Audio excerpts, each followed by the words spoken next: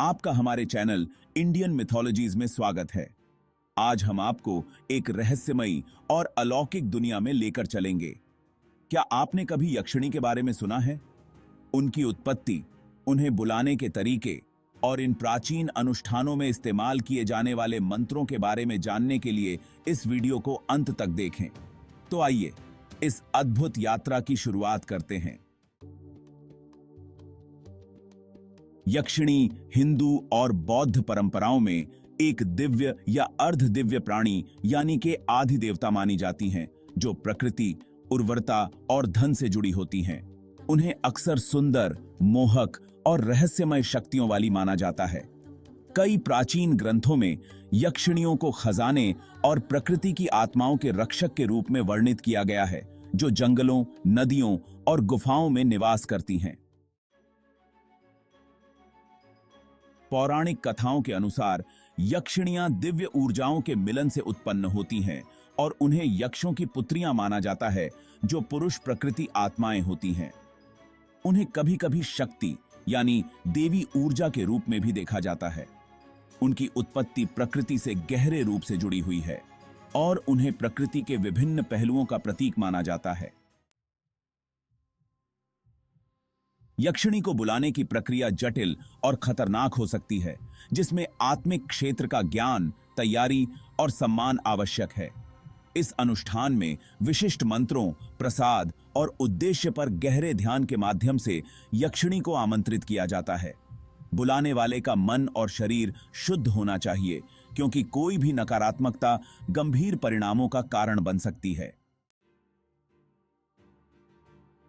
अनुष्ठान का विस्तृत विवरण।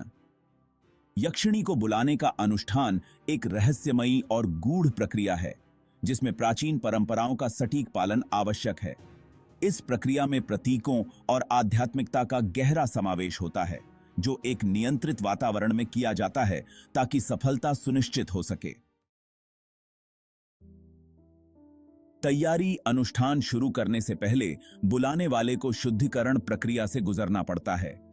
इसमें स्नान करना, साफ कपड़े पहनना और अनुष्ठान से एक या अधिक दिन पहले नकारात्मक विचारों या गतिविधियों से दूर रहना शामिल है।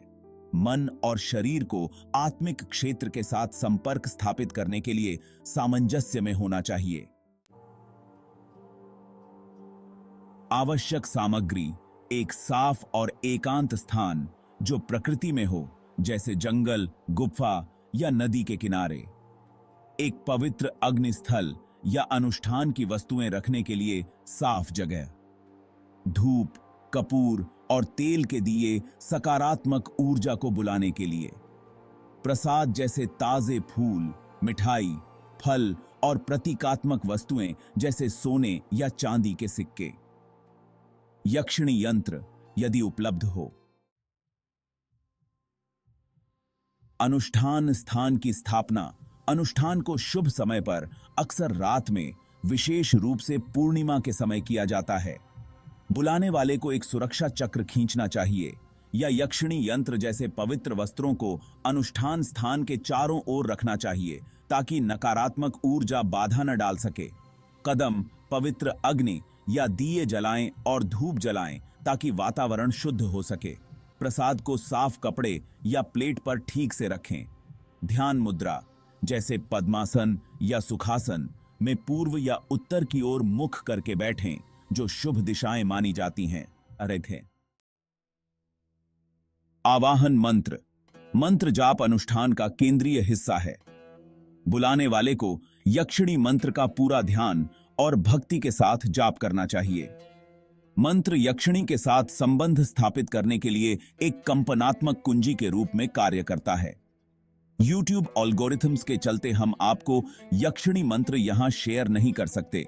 यक्षिणी मंत्र के लिए हमें इंस्टाग्राम पर मैसेज करें। हमारी इंस्टाग्राम आईडी आपको डिस्क्रिप्शन बॉक्स में मिल जाएगी। मंत्र का जाप 108 बार किया जाता है, यक्षिणी के चित्र या यंत्र पर ध्यान केंद्रित करते हुए। अलग अलग प्रकार की यक्षिणियों के लिए विशिष्ट मंत्र होते हैं, जिनकी अपनी अनूठी शक्तियां या गुण होते हैं। प्रसाद और जाप प्रक्रिया मंत्र का जाप करते समय बुलाने वाले को फूल या मिठाई जैसी वस्तुएं पवित्र अग्नि में चढ़ानी होती हैं या यंत्र के सामने रखनी होती हैं। प्रसाद प्रक्रिया को गहरी श्रद्धा के साथ किया जाना चाहिए क्योंकि यह बुलाने वाले की समर्पणता और संबंध बनाने की इच्छा का प्रतीक है। क्रम मंत्र का 108 बार जाप करें। गिनती रखने के लिए माला, प्रार्थना की माला का उपयोग करें। ध्यान केंद्रित करके आवाहन के उद्देश्य पर ध्यान केंद्रित करें और यक्षिणी को अपने सामने प्रकट होते हुए देखें। अंतिम मंत्र जाप के साथ नैवेद्य, भोजन प्रसाद अर्पित करें।